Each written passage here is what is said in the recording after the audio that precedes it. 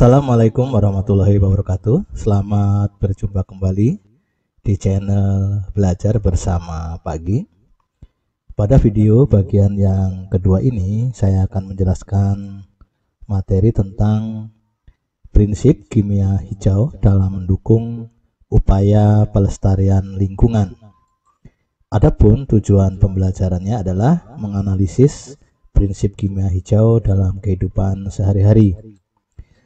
Pada video bagian yang kedua ini, saya akan membahas tentang prinsip kimia hijau dari prinsip pertama sampai dengan prinsip ke-6, sedangkan prinsip kimia hijau yang ke-7 sampai yang ke-12 akan saya bahas pada video bagian yang ketiga. Oke, selamat mengikuti.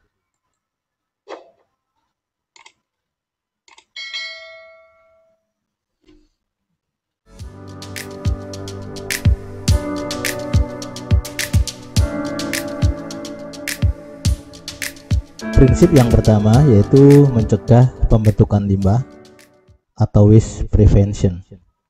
Prinsip ini memprioritaskan pencegahan terbentuknya limbah dalam suatu proses kimia.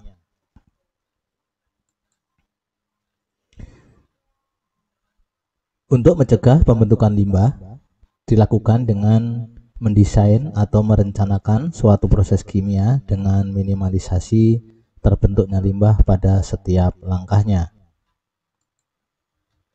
Salah satu contoh penerapan prinsip ini adalah pembuatan polistirena.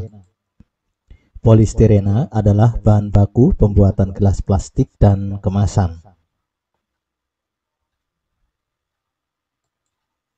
Dahulu, bahan baku pembuatan polistirena adalah CFC atau klorofluorokarbon. Namun CFC mulai dikurangi penggunaannya karena berpengaruh pada perubahan iklim dengan perusakan lapisan ozon.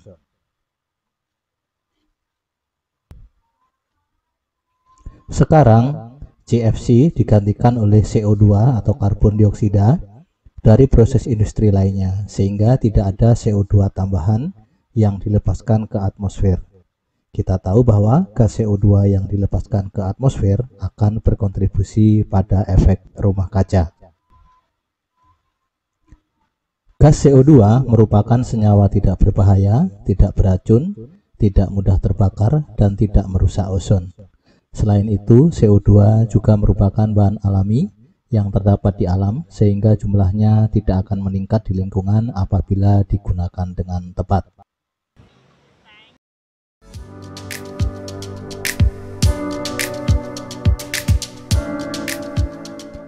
Prinsip kimia hijau yang kedua yaitu memaksimalkan nilai ekonomi atom. Konsep atom ekonomi adalah reaksi kimia yang memaksimalkan atom-atom yang terlibat dalam reaksi. Reaksi di industri umumnya hanya berfokus pada satu produk, sedangkan produk lainnya merupakan limbah.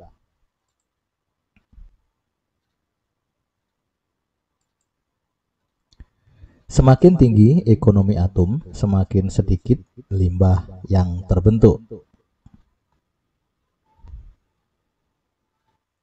Untuk menghitung ekonomi atom, kita harus mengetahui reaksi, persamaan reaksinya, kemudian berat molekul atau molekul relatif dari senyawa yang dihasilkan.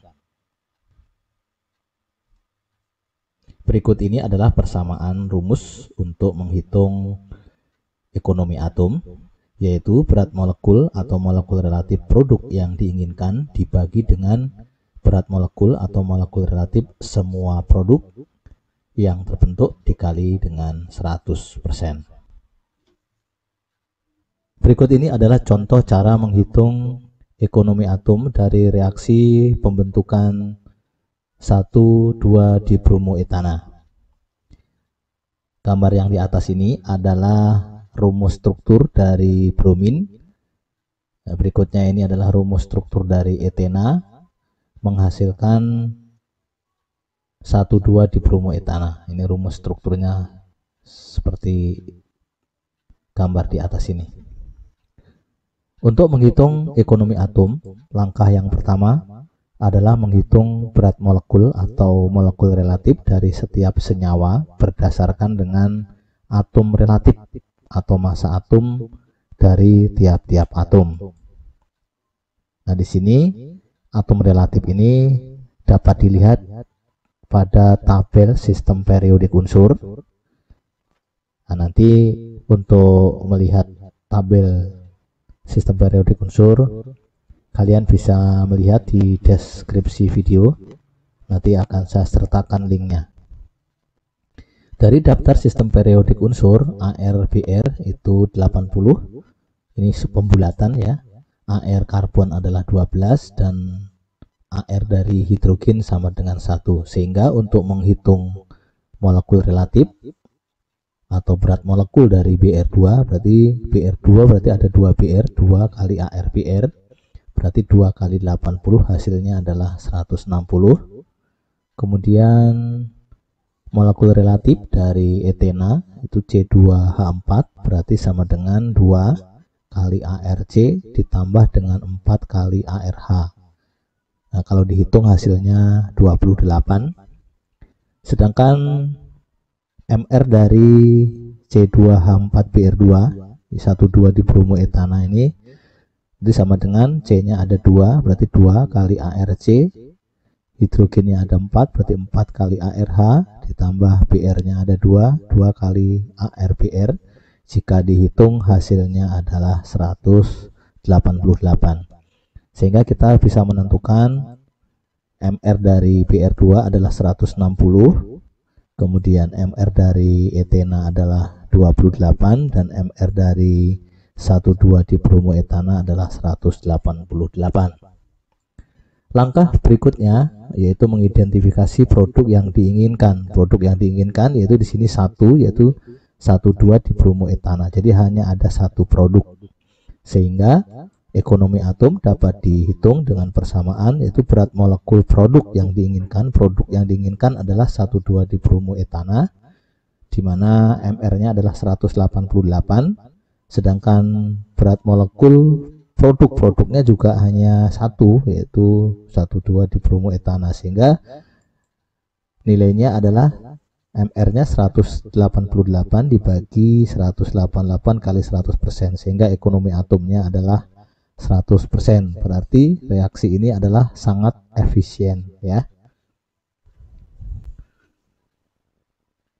Berikut ini adalah cara menghitung ekonomi atom dari reaksi sintesis hidrasin. Hidrasin adalah bahan bakar dari roket, di mana hidrosin ini dihasilkan dari reaksi antara amonia dengan natrium hipoklorit membentuk hidrasin, natrium klorida dan air. Nah, di sini terbentuk produk limbah ya, yaitu natrium klorida dan air, sedangkan produk yang diinginkan adalah hidrasin. Untuk menghitung ekonomi atom dari reaksi ini adalah dengan cara menghitung berat molekul atau molekul relatif dari setiap senyawa berdasarkan atom relatif dari tiap-tiap atom. Nah, di sini atom yang terlibat dalam reaksi ini adalah ada nitrogen, natrium, oksigen, hidrogen, dan klor. Nah, untuk melihat AR dari masing-masing atom ini dapat dilihat pada daftar sistem periodik unsur. Berikut ini adalah tabel dari sistem periodik unsur modern ya. Nah, di mana contoh dari AR karbon itu 12, di sini ada 12,011 jika dibulatkan 12. Berikutnya ini adalah AR dari nitrogen, ini 14. Kemudian Cl di sini 35,45 jika dibulatkan menjadi 35,5. Nah, kalian nanti bisa melihat daftar sistem periodik ini di link yang saya sertakan di deskripsi video. Sehingga MR dari masing-masing reaksi dan produk dapat dihitung sebagai berikut.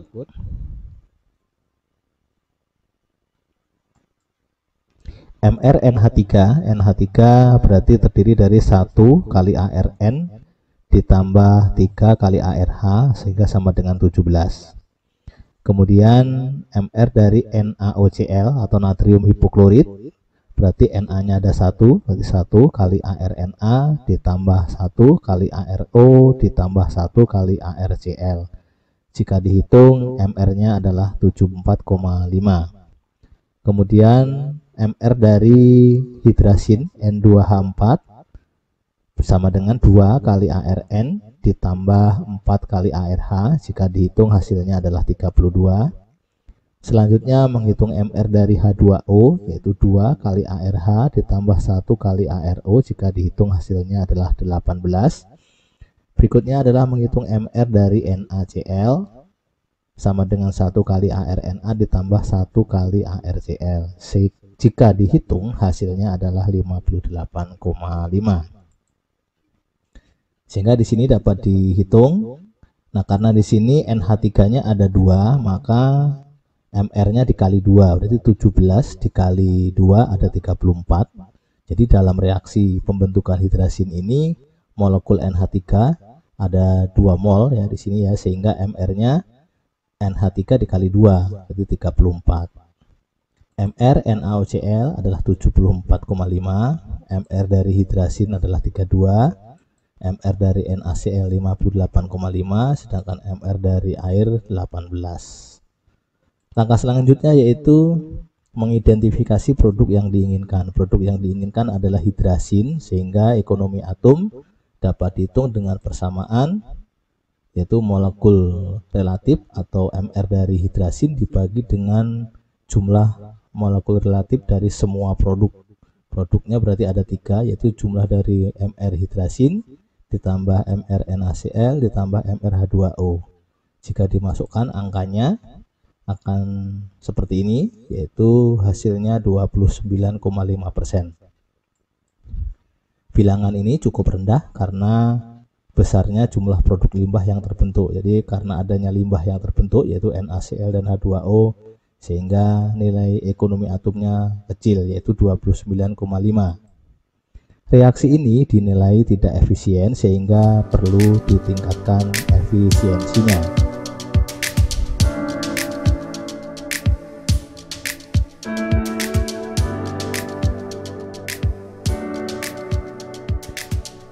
Prinsip kimia hijau yang ketiga yaitu sintesis bahan kimia yang tingkat bahayanya rendah. Prinsip ini dapat diterapkan dengan mendesain reaksi kimia yang aman dan memilih bahan yang sedikit menimbulkan bahaya. Pernahkah Anda memikirkan bahan baku dari pakaian yang Anda gunakan, bahan baku cat yang digunakan untuk mengecat pagar, atau bahan baku plastik yang digunakan dalam bingkai jendela?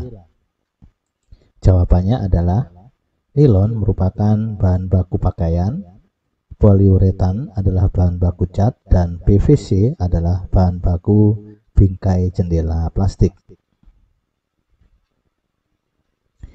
Ilmuwan saat ini berlomba-lomba untuk mengurangi dampak dari sintesis kimia, seperti pembuatan nilon, poliuretan, dan PVC.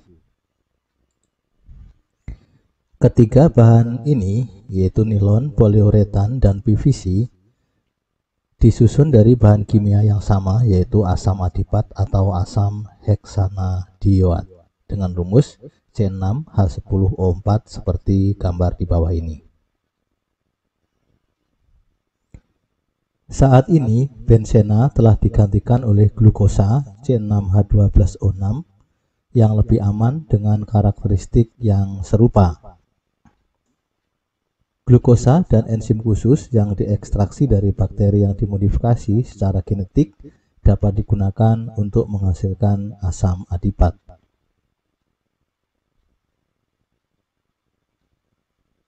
Keuntungan melakukan sintesis asam adipat dengan glukosa adalah karena bahan ini tidak berbahaya sehingga melindungi pekerja yang bekerja di industri.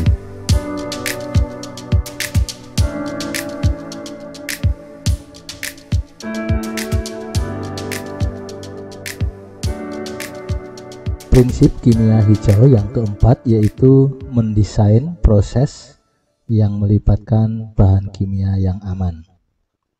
Prinsip ini mendorong desain penggunaan bahan kimia yang lebih aman atau tidak beracun dalam penelitian di industri kimia.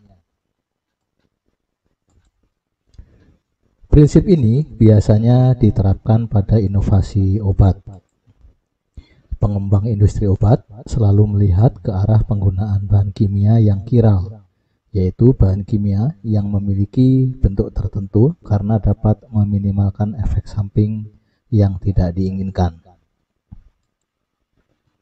Molekul kiral adalah molekul yang mempunyai bayangan cermin yang tidak dapat bertumpukan.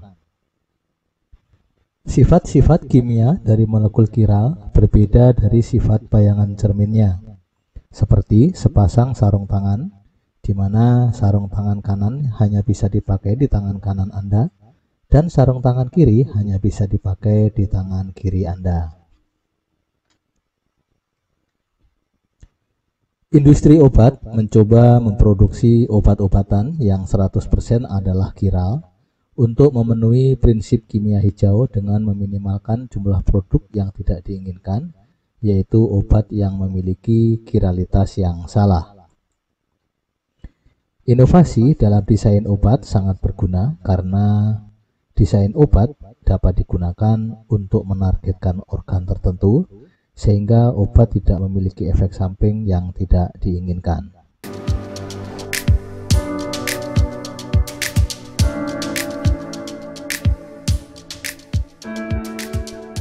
Prinsip kimia hijau yang kelima yaitu menggunakan pelarut dan kondisi reaksi yang lebih aman.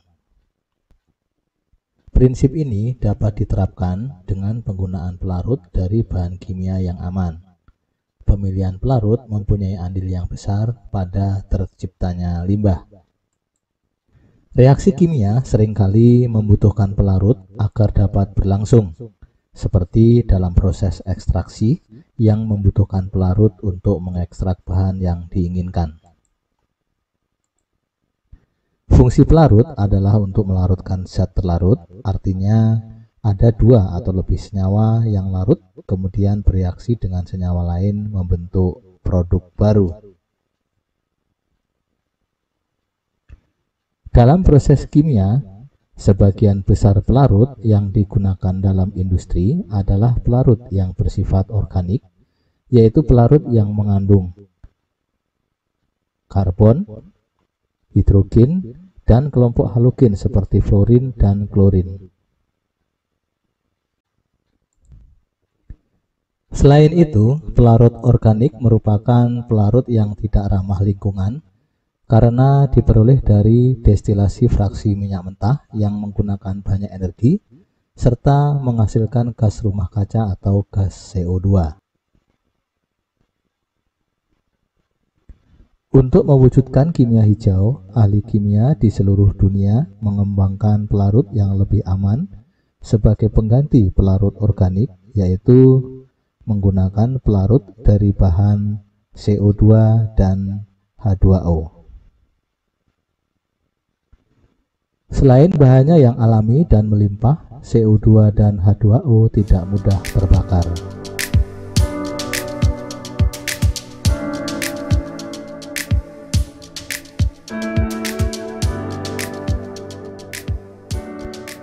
Prinsip kimia hijau yang keenam yaitu mendesain efisiensi energi.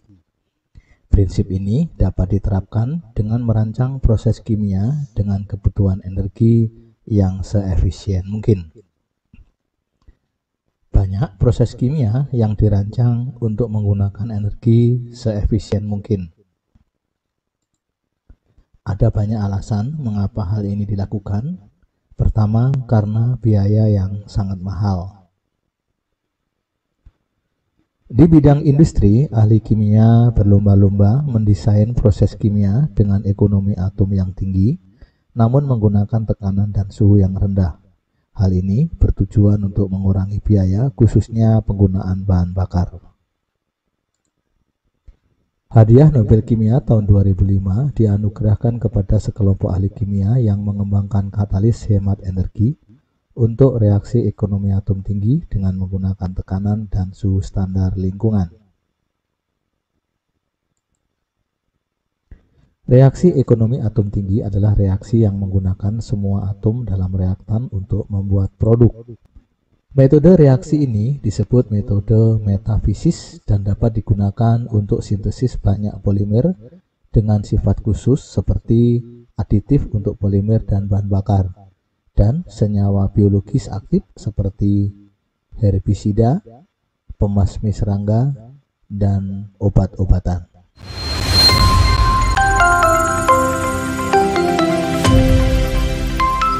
Demikian tadi pembahasan materi tentang prinsip kimia hijau dalam mendukung upaya pelestarian lingkungan dan pembahasan prinsip kimia hijau prinsip ke-1 sampai dengan prinsip ke-6. Jangan lupa saksikan video bagian yang ketiga yang akan membahas prinsip kimia hijau, yaitu prinsip ke-7 sampai dengan prinsip ke-12. Sebelum saya akhiri, ada pertanyaan yang harus kalian jawab sebagai tugas. Adapun pertanyaannya adalah sebagai berikut.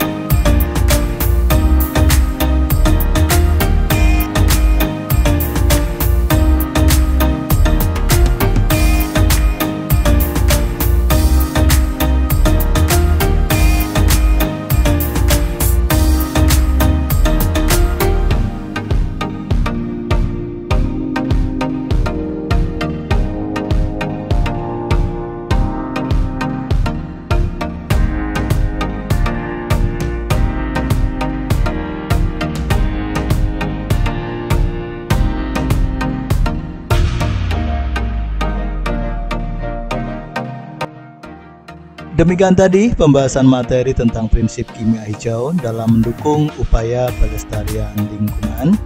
Terima kasih atas perhatian Anda dan jangan lupa saksikan video lanjutannya di bagian yang ketiga. Saya akhiri sekian. Wassalamualaikum warahmatullahi wabarakatuh.